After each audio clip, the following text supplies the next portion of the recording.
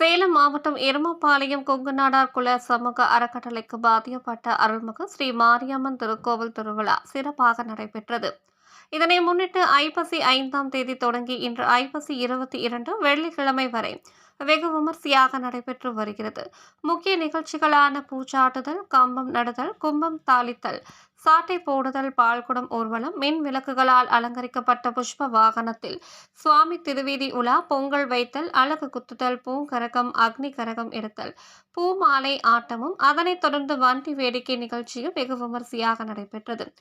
அம்மன் நந்தி வாகனத்தில் எழுந்தருளி பக்தர்களுக்கு காட்சி அளிக்க தீபாரதனை காண்பிக்கப்பட்டது.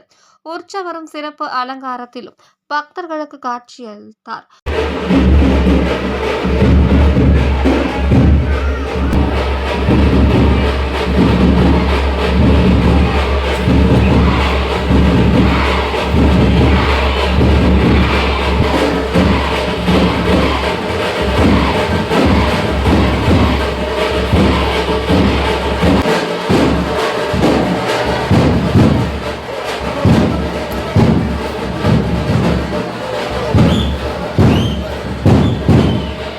தொடர்ந்து பக்தர்கள் ஆலயத்தை சுற்றி பாரம்பரிய நடனம் ஆடினர்.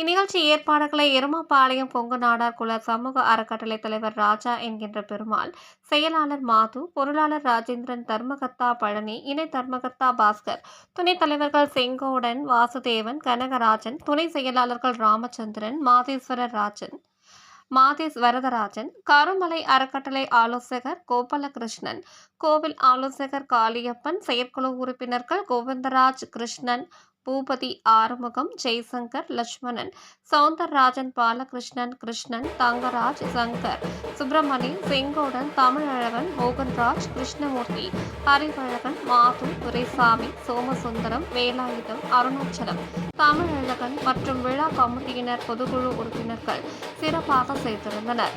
கலந்து கொண்ட பக்தர்கள் அனைவருக்கும் அன்னதானம் வழங்கப்பட்டது.